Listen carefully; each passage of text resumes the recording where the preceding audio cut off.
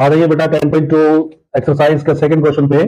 इस पे क्या दिया है बेटा आपको, ये रहा है आपके पास एक सर्कल जिसका सेंटर O है, उसके बाद TP और TQ ये दो टेंजेंट्स हैं सर्कल के ऊपर। यहाँ पे T पॉइंट आपका एक्सटर्नल है सर्कल के बाहर, यहाँ से एक टेंजेंट हो गया आपका TP, ठीक है, this one is TP and this tangent is, आप इसको क्यों मान सकते हैं, ये आपके दो टेंजेंट्स हैं।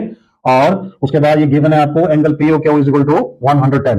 तो POQ कहां पे बनेगा, सेंटर के साथ ही जो एंगल बन रहा है दिस इज 110, ये एंगल आपका 110 है। आपको करना क्या है, आपने ये बताना ये एंगल कितना है। इसके चार ऑप्शन दिए हैं तो आपको ये बताना है कौन सा ऑप्शन सही है। ऑप्शन के बाद ऑप्शन तो हम बाद में जाएंगे, सबसे पहले हम इसे फाइंड कर लेते हैं कि ये एंगल बेसिकली होगा कितना।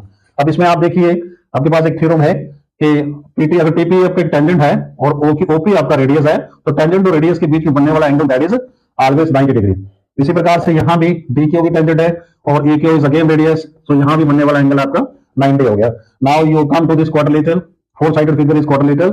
अब इसके थ्री एंगल्स आपको गिवन होंगे, दिस इज 90, दिस इज 90, 110, तो ये आसानी से आप इसको फाइंड कर सकते हैं। तो इसे कैसे करेंगे आप, मान लीजिए अगर ये क्वेश्चन के तौर पे आता है तो इसको किस प्रकार से लिखना है, TP is a tangent, TP tangent कहां पर है, P पर, और वहीं से OP जो है वो रेडियस है, और टेंजेंट और रेडियस में बीच में बनने वाला जो एंगल है दैट इज ऑलवेज 90 डिग्री।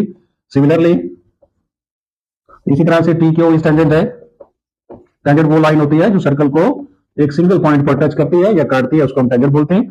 और OQ इज रेडियस, जहां पे सर्कल को जहां पे टेंजेंट ने सर्कल को टच किया था उस पॉइंट को बोलते हैं पॉइंट ऑफ कांटेक्ट। तो उसी पॉइंट ऑफ कांटेक्ट को जब आप सेंटर से ज्वाइन करते हैं तो दैट इज रेडियस। तो इन दोनों के बीच में बनने वाला जो एंगल है दैट इज आल्सो 90, ठीक है, ये भी 90 है, ये भी 90 है, ये आपको गिवन है, तो ये आप आसानी से फाइंड कर सकते हैं। नाउ क्वाड्रिलेटरल लेंगे आप POQT, इसके चार एंगल कौन कौन से हैं, नंबर वन एंगल है OPT, नंबर OQT, और तीसरा एंगल है POQ, और लास्ट जो आपको फाइंड करना है दैट इज PTQ। इन सभी एंगल्स का जो सम है वो 360 होगा क्योंकि ये क्वाड्रिलेटरल है, और क्वाड्रिलेटरल के जो सभी एंगल्स का सम जो है वो ऑलवेज 360। OPTQ आपने निकाला है 90, उसके बाद OQT ये भी आपने 90 फाइंड किया, POQ आपको गिवन है 110, और एक ही एंगल बचा जो हमको फाइंड करना है दैट इज PTQ।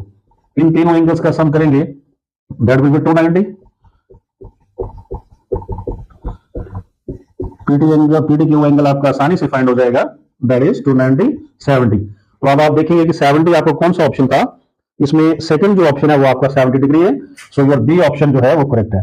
तो बेटा इस प्रकार से ये क्वेश्चन बहुत इजी क्वेश्चन है, MCQ के टाइप में भी आ सकते हैं या स्मॉल क्वेश्चन की तरह भी आ सकते हैं, ठीक है। तो इस तरह से आपने इनको सॉल्व करना है। आई होप कि बेटा आपको समझ आया होगा।